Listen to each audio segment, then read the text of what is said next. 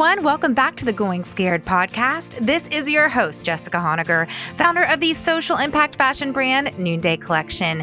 Are you ready for honest and vulnerable conversations that will inspire you towards action?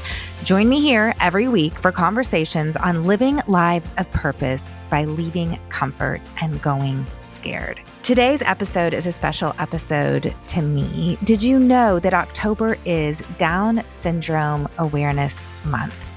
I don't know if you have any people in your lives that maybe have children with Down syndrome or that have Down syndrome.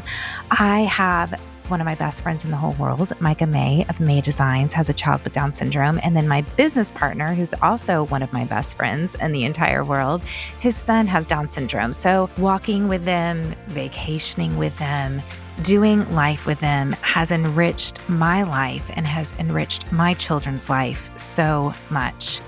I was scrolling Instagram this week and I saw a post by a friend of mine who has a child with special needs. It's not Down syndrome, but I feel like this could resonate. She wrote a blog article and she says, "And by God, when someone else thinks they know how to parent Leo better, so he just won't act the way he does, we notice. All the different ways others go about trying to limit their or their child's interaction with Leo, we notice. It does not go unseen. They are not being sneaky or clever or discreet or smart. They are being unkind and dumb and rude and exclusive, and they are missing out on an insanely awesome kid." I know that she is not alone as a mom of a child with a special need and wanting maybe those of us that don't have that to wake up, to make more room at our tables, in our families, in our children's lives. And that's why I'm so excited about today's guest, Heather Avis. Heather Avis's newest book, Scoot Over and Make Some Room, really is a gentle guide to those of us that need to know how to make room for people at our table that don't look like us, that might be different from us. Heather started her career as an education specialist, and she left that to stay at home as they adopted their first daughter, Macy, their second daughter, Truly, and their third child named August. She runs the hugely popular Instagram account, Macy Makes My Day, where she shares about the awesomeness of all things Down syndrome and adoption. What I love about my conversation with Heather is how she can show up so courageously and share so vulnerably, sharing what can open up for you when you let go of control in seasons when control feels like it's all you have to hold on to. Her call to action to scoot over and make some room is bold and beautiful and just what we need to be reminded of today and every day. It's a challenge to see the beauty and learning that can come from some of the most uncomfortable places. She also talks about how to be an advocate. And I love what she has to share because advocacy can come from a place of shaming other people, or it can truly come from this place from inviting other people to open their eyes and to make room in their hearts. And that's definitely the space where Heather comes from.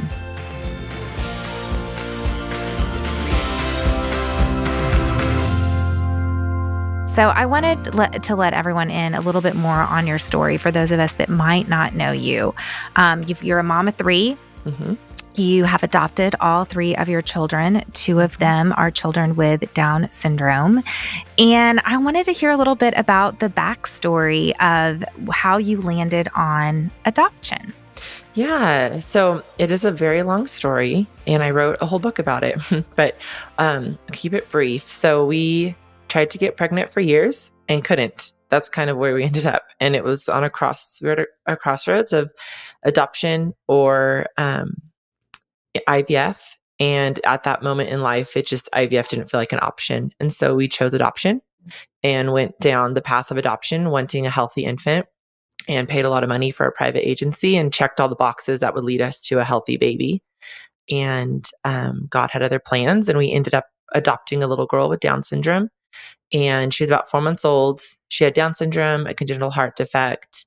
She was on oxygen 24/7 for a pretty serious lung condition that we were told was incurable, and medicine and all this like crazy stuff we've been trying to avoid. And there we were. And she changed everything forever for the better, opened our eyes to this whole world of Down syndrome and having children with medical issues and adoption. I mean, so many spaces. And how old is she now? She's 11. She's 11. 11. Yeah. Okay. Yeah. And so all these scary things about her health, she's fine. She's totally healthy. She had open heart surgery a month after coming home. And 2 years after coming home, or 2.5 years after coming home, her lung condition resolved itself. She was totally healed, my little miracle. So she's off oxygen, off all her medications. By the time she was 4, she was off of everything and totally healthy. And so we go to cardiology every 2 years and they check her heart and say, it looks great. And we see pulmonology every 2 years and they say, she looks great. And we just keep on trucking along. So she was my scariest and my best yes. Yeah, there's a lot of details and it's a long story. Usually those scary things, though, are the best. Yeah. Yeah. But there's something that led you, because I know your whole platform is like, we're just a normal family and you just want to make this normal. My business partner has a child with Down syndrome. One of my best friends, Micah May, I know she's one of your good friends too. She has a child with Down syndrome. So I'm surrounded, I feel like, really with very close people in my life. And I know part of your platform is just saying, we're just normal families, just doing it a little differently with kids that have maybe different abilities than your kids. But at one point that was scary to you. What do you think? And this is just, wherever a listener might be right now, dealing maybe with a choice where they think this seems scary, too scary. Like I can't even look at it closely scary. How do we draw a little bit more near to make the unscary the best? Right. So for us with Macy specifically, it was definitely like we couldn't look too far ahead and we just kept taking one step. And that for me has led me through all my scary decisions is I'm just have to take the next step. And sometimes it's not even like a full step. It's like, I'm so scared out of my mind right now. I'm just lifting my foot up and I don't know what's going to happen next, but I have to do the one next thing. And if I think a week ahead, or, doctors are saying she might not live to be 5 or even 8 years old. If I'm thinking that far ahead, then I'm frozen. Like I'm not doing the next thing. So it really was like the way we got through all the things that felt terrifying was just that next step, the next step, the next step. And then the next step would always lead to the next step. And like if we had a chance to say yes or no, depending on what the situation was, that was our next step. And it got us to where we are. It really was like a one step at a time. So you bring home Macy. She's your miracle baby. And then how did you decide to go about growing your family after that? I always knew I wanted more than one kid. And I always wanted 3 kids. We have 3 kids now. So that was just, we were pretty all consumed with Mason. She was really sick. And those first couple of years were pretty intense, but it was all we knew. So it was our normal. So it didn't feel as intense because it's what we did. And then when it was time to grow our family, we felt like the first time we pursued adoption, we really had tried to control the whole thing and ended up with a child that was totally opposite of what we were trying to get in a child, on paper, at least. And it was the best thing ever. So our next adoption, we were like arms wide open. Like we will take any child in the whole wide world with anything. And we went through our local county. County adoptions are free. And so we went like looking for kids who were in the foster care system and ended up with a little girl. And when we filled out the paperwork, we just filled it out like that. We were open to almost everything, which is very opposite from our first one. And we get a phone call for a little baby girl who is 5 months old. We were told she's Hispanic and ready to be adopted, and no drug exposure in utero, no special needs, no major health issues. There's some stuff happening with birth family that is heavy and that we had to like consider and talk through, but that was it. And so we're like, all right, this is the baby that we're being offered. And it was the first thing. And we said yes. So we brought home Truly. Her name's Truly Star. And come to find out she's Guatemalan and African American. And she was 5 months old when she came home, or 5.5 months, and just could not be more opposite than her sister. Yeah, I know a lot of women who have one, and then when the second one comes, we're like, wait a second, I thought I already knew how to parent, and now I'm starting all over again. I don't know what I'm doing here because this child's so different. And she's amazing. She's amazing. Yeah. Wow. Yeah. And then And you're not then done yet. we're not done. There's more to the story.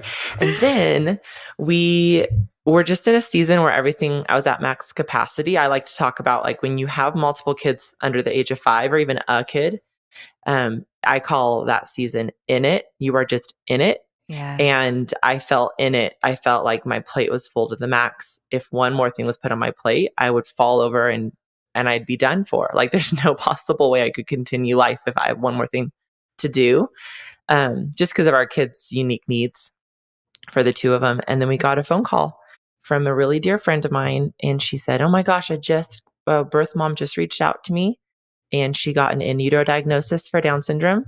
And the baby has a congenital heart defect and it's a boy, like dangling that carrot in front of me because we had 2 girls. And you should adopt him. And it was a moment of like, why, God? Like, of course we're going to pursue this. We're not going to be like, nope, sorry. And so before I knew it, within the hour, I'm online talking to this birth mom and she's due in 2 months. And 2 months later, our son was born. So he was born with Down syndrome, congenital heart defect. And then he had open heart surgery 4 months later, and he is like a dream. He's a dreamboat. Wow. So that's how we have our kids. And then you put a bow on it. And then we put a bow on it, I hope. You know what? Made of steel. Right. I know, right?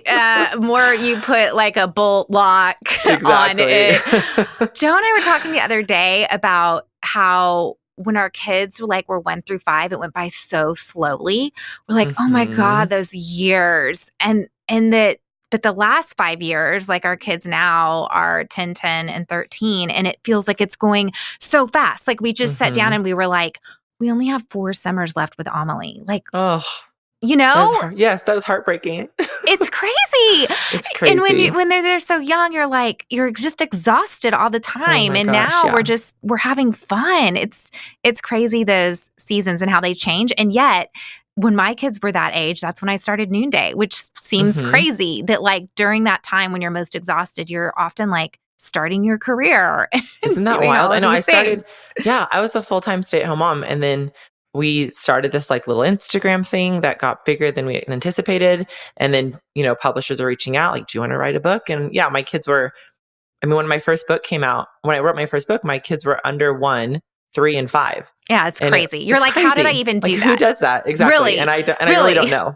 Yeah, exactly. I don't know. And we didn't have a lot of money, so we didn't have a nanny. I'm like, who took care of the kids? Like, what happened? Yeah. No, I mean, it is crazy. I was doing like kid swaps, trades. I mean, oh my God, it's nuts. Yeah. It's nuts. So let's talk a little bit about that because I know every mom who becomes a parent to a child with special needs is an advocate. Like that is just part of your new job description. Like, hello, guess what? Yep. You get to now be an advocate.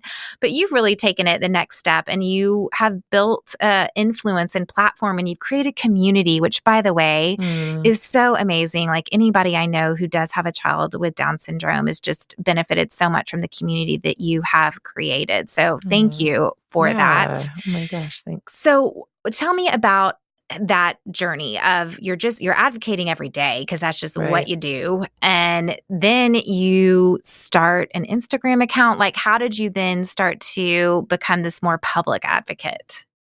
Yeah, I learned, so my middle daughter, like I said, is African-American and Guatemalan. My husband and I and our other 2 kids are Caucasian. And so we also in terms of advocacy, we've stepped into the race conversation in a way that we didn't have to because of our whiteness and our privilege. And so in doing that, and then in having kids with Down syndrome, just being in these communities, realizing that to not choose advocacy is in fact a privilege that not everybody has. And that people of color and people who have raising kids with different abilities or in different kind of people groups, it's not really an option to not advocate. And that I like to encourage people who feel like they're not an advocate. It's like, oh, you can do that. And the fact that you get to choose not to, that's a privilege. Like, let's really look at that for what it is. and then step into advocacy in a way that we all should, in my opinion, that we can all be advocating for someone else. So, Mm. I'm just raising my kids and realizing that when they step outside my front door, they're stepping into a world that continues to fail to see their full worth and value, and to Mm. segregate them and to marginalize them. And so that's unacceptable, right? Like, I'm their mom. And so then we're just like, okay, well, let's go to school. Oh, you're not going to let my kid learn with other kids. Wait a second. Why and how, and like figuring out the laws. So it just started as being a mom. And then with social media growing, I realized that a lot of people are in the same category and feeling the same way, and that people were listening to me. And I wasn't necessarily looking for that. But that feels really, it feels really sacred and really humbling. And so we're trying to like do good for that, like do well with that, steward that well. And that helped me to really find my voice. And I think that I'm also learning with advocacy is I think a great advocate is always learning. And if you're showing up like, I know everything, then that's just going to create barriers. It's going to create walls. It's going to create resistance, or it's going to get harder to get through the resistance. And if you show up like, hey, this is my story. This is what I know. And I'm still learning, um, that helps. It makes people listen more, like to show up as a learner as well as someone who with a voice. I think for me, it's been a fine balance, like to find how to intermingle those two things, to stand on a platform and say, hey, this is what I know to be true, and I'm still learning. Like, I think it's a hard balance. One that How do I'm you think you constantly. learned that? Because, and I know you're in your latest book, Scoot Over and Make Some Room, you talk about this idea that we're prone to ignore people Mhm. and instead of engage. And as an advocate, it's the opposite of ignoring, right? It's Right. actually, I mean, how would you describe advocacy? And then have you seen advocacy gone wrong? And then we'll talk about your journey, which is Mm. really how it's gone right. Yeah. No one has ever asked me how I would describe advocacy before. And I'm like, oh, I don't know. That feels like a hard question. I'm going to have to sit down and write that down somewhere. But off the top of my head, advocacy is doing the right thing for people. Like, it's doing the right thing. Mm. And when you see an injustice or something that's going wrong, it's saying, this is not okay. And then doing the right thing within your sphere of influence. And everyone's And you know influence is what? different. That like this is so random, but this morning I was running through Whole Foods like really quick, kind of unexpected. I'm just going to grab something, kind of late. And I walked down an aisle and like some chips had fallen off the aisle Mhm. and I walked past them. And I was like, "No, you got to go pick those chips up." Like because that means that like you're telling someone else, like you're telling the person who works at Whole Foods, like that, you need to pick them up. Like, but like I as a customer can. So it's almost like I know that is such a stretch, but it's taking these ordinary everyday moments of choosing to do what's right for someone Mhm. else.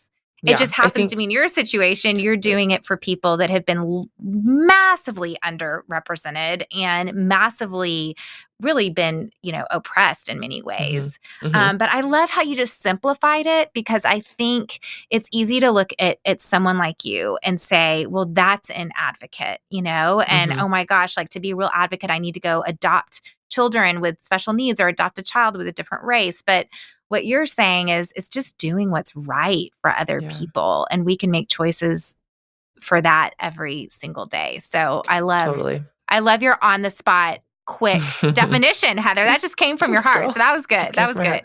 good. And, like, going along with the chip thing, I think it is looking outside of yourself. Like, that's the key to advocacy, to look outside of your own self with the eyes of a learner. I think that a lot of people approach things, we've got all of our layers, right? Like the way we were raised, our socioeconomic status, our ethnicity, like there's all these layers that we carry around in life. And to say, okay, to recognize that, like the self awareness, and then to look outside of it. And oftentimes, if we see an injustice that we're not experiencing, the knee jerk reaction is being defensive. So anytime I find my knee jerk reaction to be defensive, that to me is a signal to like shut up and listen. And okay, why do I feel defensive? And what is this group of people feeling, saying, doing? I don't understand this. So I'm going to learn about it instead of defend myself in it. That's been a big piece for me in learning how to be an advocate that is in my own advocacy journey. Right. Yeah. Well, an advocate who is gaining influence and traction. Um, yeah, so much of it is just stop and becoming aware of yourself Mm-hmm. first. Yeah. That self-awareness piece. Why do you think that good meaning people are more prone to ignore instead of engage? Like, what are those obstacles that keep us from engaging, that keep us from, whether it's, you know, seeing a person, I'm thinking about someone struggling to get into the women's room at a restroom who's in a wheelchair. Like, in that moment, that person could probably use like, "Hey, can I help you out?" Mm-hmm. Mm-hmm. Or, I mean, I just think there's all these little moments of advocacy that we could choose, but we often freeze in those moments. What are those obstacles? I think one of the biggest ones is our own comfort. I don't know how it is in all cultures. I don't know if this is just like a human thing, but especially in the United States, like that we deserve comfort and that we are at all costs to be happy and comfortable.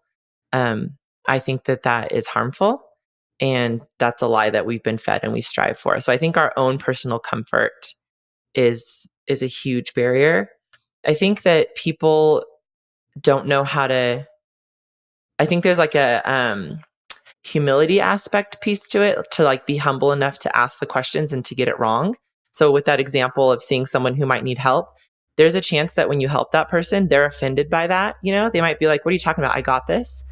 And our own pride gets in the way. Like, well, oh no, what if I do the wrong thing? Well, we got to be okay with doing the wrong thing sometimes as we're learning.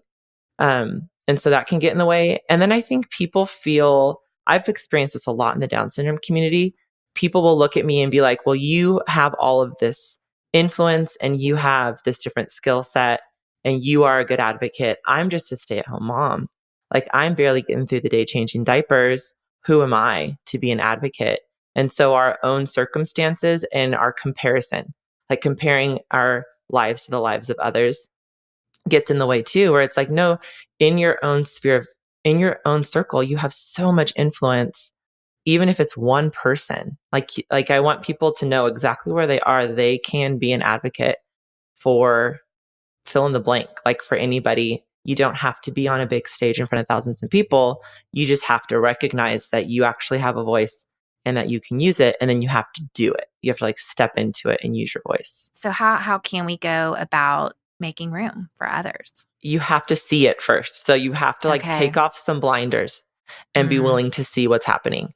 You have to ask yourself, who is not at my table? Who's not at my play groups? Who's not here? And to be real honest, people are all from all over are listening. And there are certain places in cities and towns that are very homogeneous, and there's not really anything you can do about that, right? Like, you live in a middle America in a certain city of 100 people, you're limited to, there's some limits there, whereas I'm in Southern California, so we've got all kinds of diversity in Southern California. So I have to like lay that out there. I get that this is different for everybody. However, everybody can pick up a book written by somebody who has a different ability or who's a different race than you, and learn from their experience and read a book. Everybody can go on social media, even like social media. We all know the stats are out there. It's been an incredibly harmful tool for a lot of people. However, there's some real good stuff that we can get out of it. So, what are the social media accounts that you can follow that are people who have different abilities, who are self advocates, that are people of a different ethnicity than you, who are talking about race and their space in the world and the injustices being done against them? Like, there's ways that we can learn from each other. And then, if you do have access to a wide variety of people, I like to talk to parents about schools. If you notice that at your school, there are no people with different abilities in your child's classroom, they are in your city. So this should be a huge red flag. And something super simple, asking your teacher, like, hey, I noticed that there's no one in this classroom who has a different ability or who has Down syndrome or who has a mobile disability or something, right? Um, and I know that my kid will be better off learning alongside people who are different than them. Is there a classroom here on campus, like a special ed classroom? Are they at a different campus? Like, what can we do to make our school more inclusive? And then asking the administrator, hey, what can we do to make our school more inclusive? Because I guarantee you, the parents who have a child with a different ability in a public school setting are asking those questions constantly. That is like, I'm walking into a school and I am that mom. Like, I am the mom that everyone's now a little bit annoyed with and terrified of, because I'm like, hey guys, my kids are going to be treated with respect. They're going to have the same opportunities as everybody else. But I'm the only one saying it. And if all of the other parents in the classroom were saying it, or all the other active parents at school were saying it, then we would see huge changes happen for people with different abilities. And the truth is, going back, like sticking with the school setting, your kid without a different ability is going to have a better education if they're learning alongside someone who's different. All the inclusion statistics and reports show that it's best for everybody in the classroom, not just for the kid with a different ability. So it's noticing who's not there and then saying something to the people in charge. And it depends on your skill set. Like, if you're all about politics and laws and things that I'm not great at, that's not my strong suit, then figure out what the laws are and write your senators and write people who have power and say, hey, this is what I noticed isn't happening. How do we change this? What can we do to make this better? It's just showing up. It's shown up. It's shown up. You Yeah. have to see first. You're right. You have to actually put the new glasses on. Yeah, it's so hard. So hard. It is hard. It is hard. But again, like we often don't I'm saying like, gosh, I put my glasses on huge when I come to work every day, but are they on when I'm at my house and I've got my neighbors around and a guy who could use probably some friendship right now, So there are all those places where we can go ahead and put the glasses on. So if we were to run into your family out and about at a park, instruct us. We've got our kids with us. Mm-hmm. Like, how would you want us to be around your family? Would you want us to be like, oh, hey, does one of your kids have Down syndrome? One of my friends does too. Like, do your kid want to come play with mine? Like, help us, guide us through how we can make room when we're just out in public like that. Yeah, there's so many answers to this question, surprisingly. And I can think of a dozen scenarios that have happened to us in real life. And also, I have to say that personality plays in here. I am like an open book. I am social. I want to know everyone and be friends with everybody.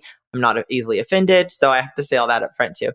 And I want people to ask the questions, because anytime a parent, like the side eye or the curious stares or the we've had people hush their children who ask questions. We've had people pull children away from our children. Those things all are noticed by me. And at this point in my life, with my oldest daughter being 11 years old, she notices it too, for sure. And maybe my 5-year-old, my 8-year-olds, all of my kids know this. They see what's happening. Kids are so freaking smart. So, simply, like, the simplest, easiest thing is, hey, what's your name? Hey, how's it going? What's your name? And my oldest daughter is so good at this. She asks everyone their name everywhere we go in the whole wide world, whether it feels appropriate or not. This is like her thing. What's your name? What's your name? What's your name? And for someone to walk up to her and say, hey, what's your name? Would make her day. And then want to swing, want to play chase, want to go do whatever. And she might say no, and she might say yes. But it seriously is that simple. Like, what would you do to invite any other kid to come play with you? Hey, what's your name? If your kid has questions, let them ask questions. I love when kids ask questions like, hey, why is she not talking? And that parents might be like, oh my gosh, how could you say that? No way. Great question, kid. Like, let's talk about that. She's got Down syndrome. She has a speech impediment. We can talk about how she's got low tone. So all your muscles and all your mouth is made of muscles, and everything that it takes to talk is muscle, and her muscles are weaker. So she talks different. And almost every time kids are like, okay, cool. Want to go on the slide? So I say yes approach. If you have a loved one with Down syndrome, that's for sure a plus. Like, hey, my best friend's kid has Down syndrome. Does your kid have Down syndrome? And I really would only do that if you're almost 100% sure the kid has Down syndrome. Yeah, that is the thing. That is the tricky one. Yeah, because I'll see people out in public, and I'm like, I'm not sure, and I won't say anything unless I'm 100% sure. Right. Yeah. So I also wanted to ask, so you talked about how we all need to be a community together. Like, we don't need to silo ourselves and this is the special needs community and we're going to be advocates. But no, if we just all own the village mentality, which honestly, I see that when I travel overseas, whenever there are kids that do have special abilities in the community. I mean, it's like such a communal effort to just say, Mm-hmm. like, this is our kid. This isn't my kid. This is the village child, and we're going to take the village approach. It's also important, though, to have that safe tribe of people that you're like, Mm-hmm. okay, this is where I can let go and just complain about those horrible interactions at the Mm-hmm. park when they do happen. And you've really built that. Let's talk a little bit about how you went about building community among women that have kids specifically with Down syndrome. And then there's even been a tattoo. So talk to us Oh my about that. gosh. Isn't that wild? Crazy, crazy. Yes. It's so crazy. I'm sure you've found this in the work you do, but when you're in a marginalized group and people raising kids with different abilities, because our kids are, we are also, um, it, it's like a constant, I always talk about it like my shoulders are up. Like we walk into public spaces and my shoulders are up and I'm constantly aware of what my kids are doing and what they're not doing and how people are responding and how I'm responding. And I don't even necessarily realize that about myself, except that I'm exhausted. And I think people of color feel that way when they step into the world. I think a lot of different marginalized people groups feel that way. And so it is so important to find your people where you can like let your shoulders down. And like that me too is the most powerful thing, even amongst mothers, right? Like even just within motherhood to be like, oh, I get it. I get you. Yeah, me too. Mm-hmm. And so I found that when I'm with people who have kids with Down syndrome, when we're all together, my kids can just fully be who they are. I'm not totally worried about inappropriate things. We can like laugh about speech things. We can laugh about potty training. We can get frustrated about teachers. Even though all of our kids are so, so different, there is that common thread. And it is my people. And I've gone from people being total strangers in line at like a Panera or at a restaurant to we're like sharing a table and then we have each other's phone numbers. And then now we're like lifelong friends because of that connection, that extra chromosome. And I think specifically in the Down syndrome community, which is the community I'm in, so I can speak for that more so than other communities, it's super fierce. And so that connection with moms who have kids with Down syndrome, it's like this magical connection. And a friend of mine, her name is Liz Plakta. She started a nonprofit called Ruby's Rainbow. And she loves the mama connection. And we were like total strangers connected over social media because of our kids. We meet each other. It's like that instant, we are each other's people. And she said, hey, would you ever want to come to like a women's retreat or a women's kind of a weekend away for moms who have kids with Down syndrome? I'm like, oh, I've been wanting to do something like this. Do you have a partner? So we decided to partner up and invited 26 women. Didn't know if they'd come or not. Like, is anyone going to come? And they all came. And then within the end of that weekend, we've got like a wait list of 100 people. And like women are desperate for this. And so you get 26 people from all over the nation coming together. A lot of people don't know anybody there. And by the end of first day, we're just connected to each other because we have that similarity. Like we're struggling in the same ways and we see the struggle and we don't have to explain it. Like to not have to explain yourself is such a relief. It's just such a great thing to be like, yeah, I see you. I know you. I get it. And then by, 4 days later, I think this is partly being women, partly being moms. Then you add that having a child with Down syndrome, we're like family 4 days later and totally connected. And so I can talk about the tattoo. So the first retreat we did, our mutual friend, Micah May was there.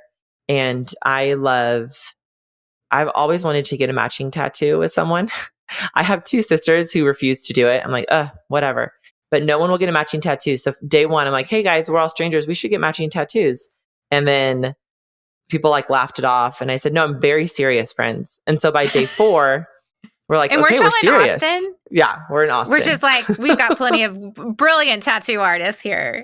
I know. So by the last day, we're like on the phone. Can we get a tattoo artist to come to us? Because there's 26 of us. Like, how do you get 26 people in a tattoo parlor last minute, And what's that major music festival in October in Austin? ACL. Yeah, ACL was happening the same weekend. So it wasn't as easy as we thought it could be. There were some practical things that weren't going to make it happen. So anyway, Micah, we're like, what should it be? What should be? Everyone's throwing out ideas. And then Micah tells this story about having a dream, about having these 3 arrows on her, like a tattoo of 3 arrows. And all of us were like, magic, like that's it. she draws up these 3 arrows because Down syndrome is trisomy 21. So there's 3 copies of the 21st chromosome. So that's the 3 arrows. And then arrows in tattoos especially represent that there has to be like a tension and a pulling back before you can actually move forward, which is a lot of our stories, pretty much all of our stories, having kids with Down syndrome. So anyways, what ended up happening, we really couldn't make it logistically happen for all of us, but there were 8 of us who either had a later flight or lived locally. And we ended up in a tattoo parlor, and all 8 of us got this tattoo in our own unique ways. And then we all like took a picture, and as it goes on social media, like you post it, tell the story. And the next thing you know, there are thousands of people all over the world getting this tattoo on their body. And it's like such a testament to the power of Down syndrome, like that there's this people group who can unite in such a magical way and in such a powerful way. And I've never seen anything like it. And that's the whole point of this shifting the narrative.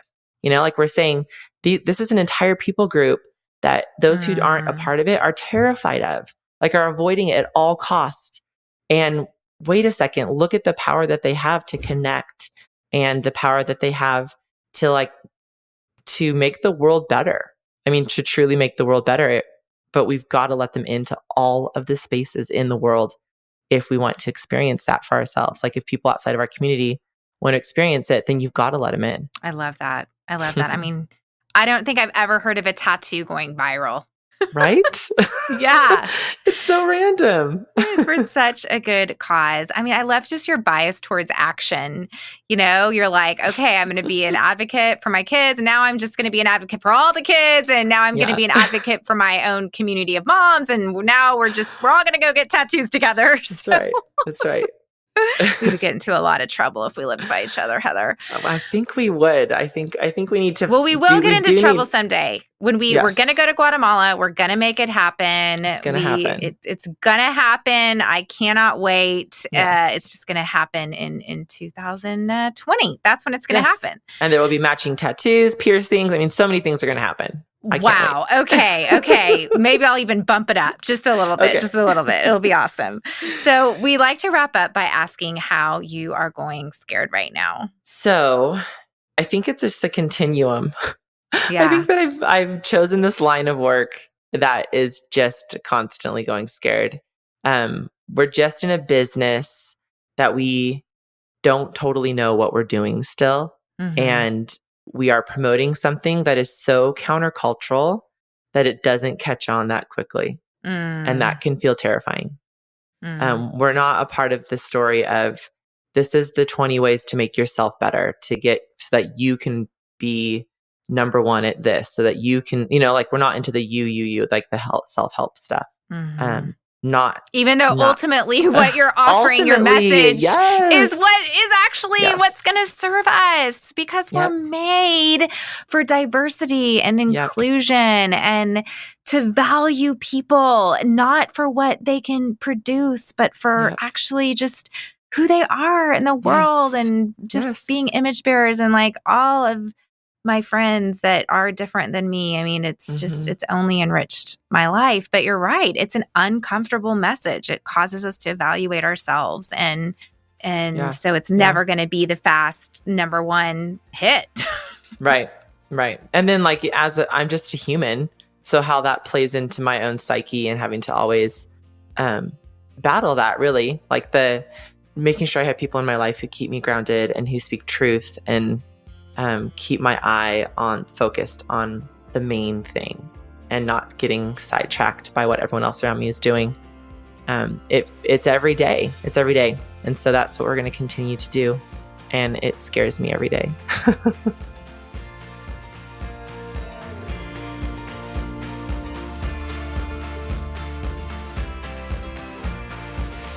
I love what Heather had to share about what does it mean to be an advocate? And I'm curious, where do you consider yourself as being an advocate in your life or in someone else's life?